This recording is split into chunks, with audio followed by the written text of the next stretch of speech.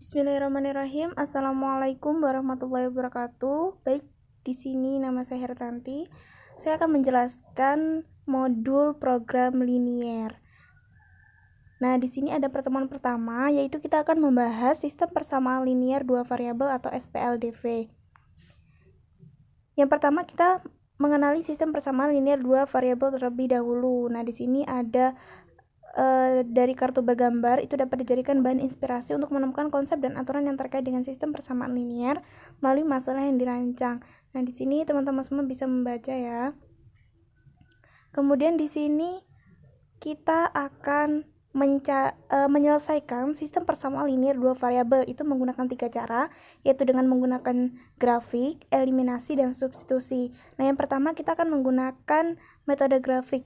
Nah, di sini teman-teman semua bisa melihat langsung ke contoh soalnya ya. Contoh soalnya 2x plus 3y sama dengan 12 dan x min y sama dengan 1.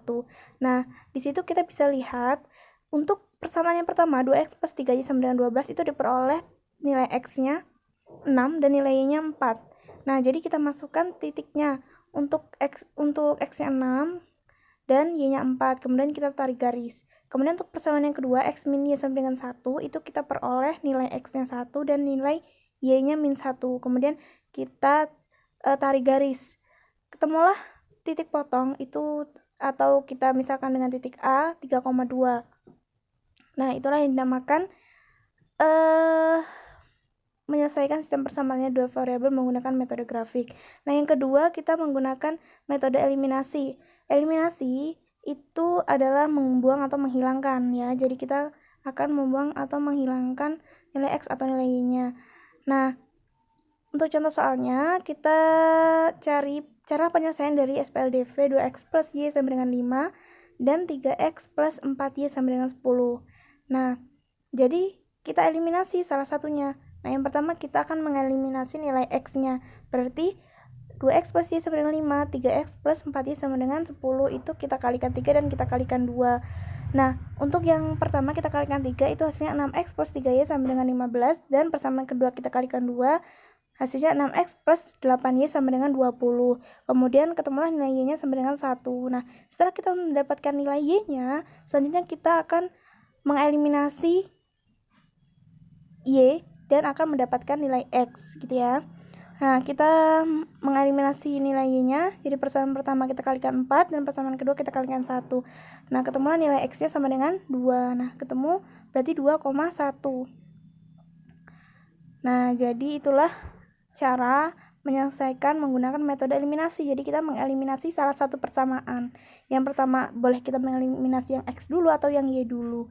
Seperti itu. Nah, yang ketiga kita menggunakan metode substitusi. Substitusi itu artinya mengganti atau menempatkan.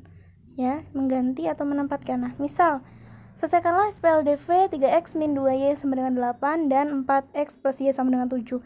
Nah, kita untuk persamaan yang kedua 4x plus y sama dengan 7 kita pindah ruas yang x-nya, jadi y sama dengan 7 min 4x. Kemudian kita masukkan nilai y-nya itu ke persamaan yang pertama, jadi 3x min 2 dikali 7 min 4x sama dengan 8.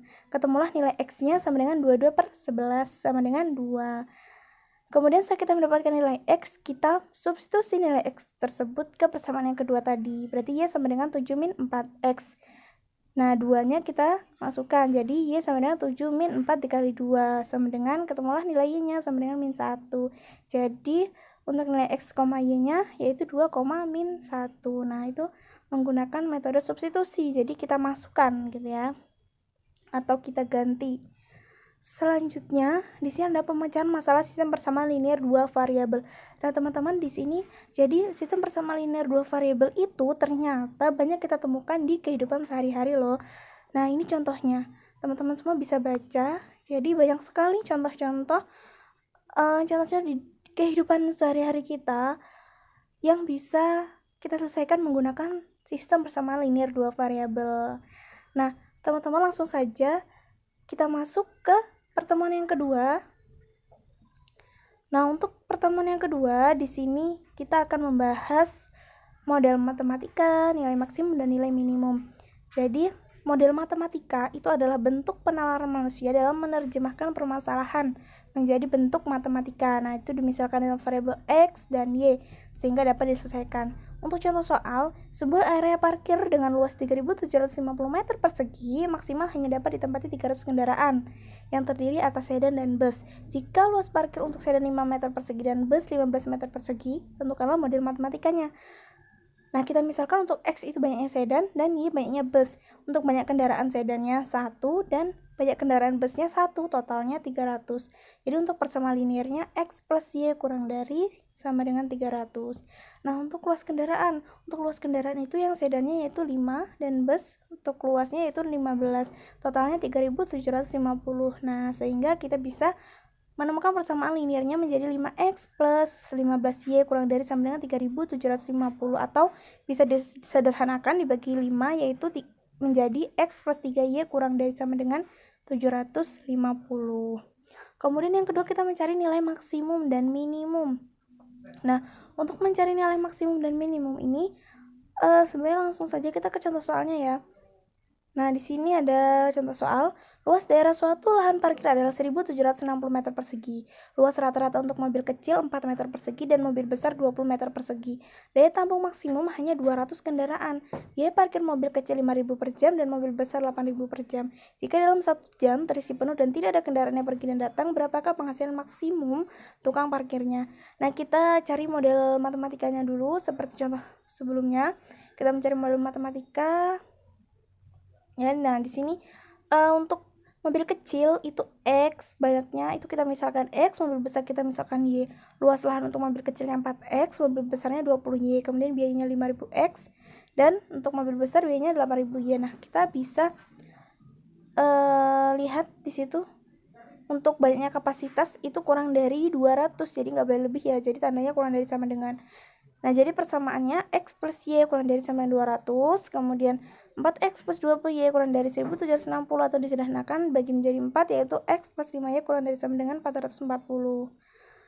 Nah, untuk fungsi objektifnya itu 5.000X plus 8.000Y, harga tadi menjadi fungsi objektif. Nah, setelah itu kita gunakan metode uji titik pojok di sini. Nah, kita lihat di sini untuk persamaan yang pertama X plus Y kurang dari sama dengan 200 itu untuk X, nilai X-nya berarti 200 ya. Untuk Y-nya berarti 200 juga. Berarti kita tarik garis. Nah, ketemu titik itu. Titik B ya. Nah, selanjutnya untuk persamaan yang kedua X plus 5Y kurang dari sama dengan 440, berarti untuk nilai X-nya 440 dan untuk nilai Y-nya sama dengan 88. Kita tarik garis, ketemu titik A. Kemudian dari pertemuan garis itu kita ketemu titik potong, yaitu titik potongnya C ya, titik C itu titik potong. Kemudian kita mengeliminasi dua persamaan untuk mencari nilai Y, ketemulah Y-nya sama dengan 60. Kemudian substitusikan nilai Y ke persamaan yang pertama tadi ya, jadi ketemulah untuk nilai X-nya 140, berarti untuk nilai X dan Y-nya 140,60.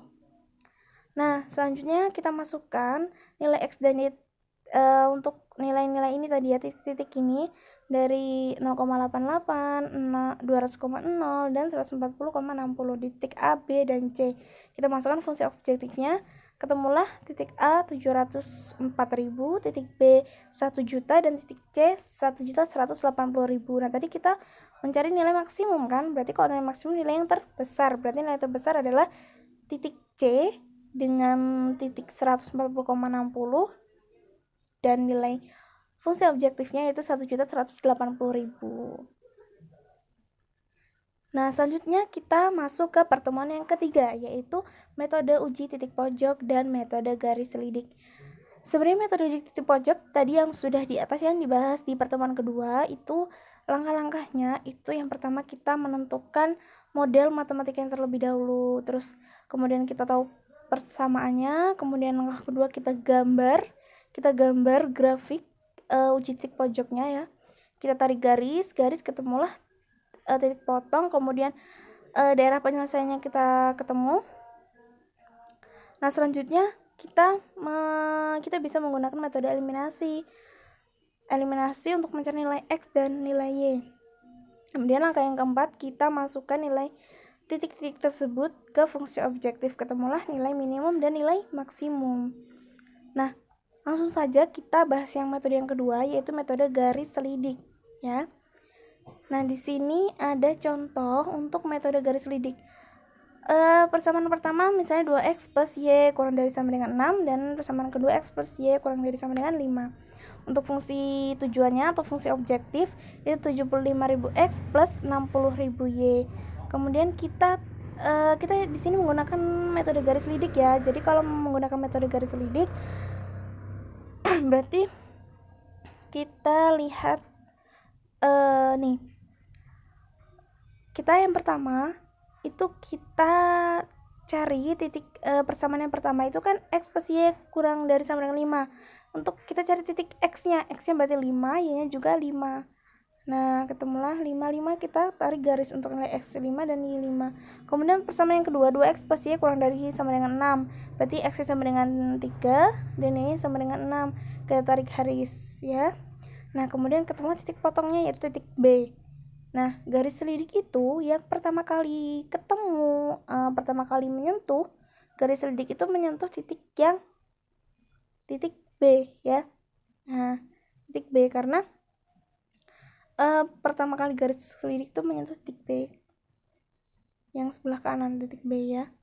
Jadi garis selidik kita geser ke arah kiri, kemudian setelah itu kita mencari nilai x dan y menggunakan metode eliminasi. Untuk nilai x-nya kita ketemu 1 dan nilai y-nya ketemu 4. Kemudian kita substitusikan koordinat ke titik persamaan tadi ya, ke persamaan yang B atau ke fungsi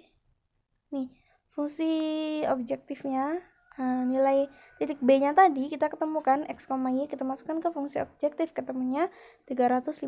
Jadi keuntungan maksimum yang diperoleh yaitu 315.000. Nah, selanjutnya di sini ada latihan dan tugas, itu bisa teman-teman kerjakan. Baik, terima kasih. Segitu saja penjelasan dari saya. Saya akhiri. Wassalamualaikum warahmatullahi wabarakatuh.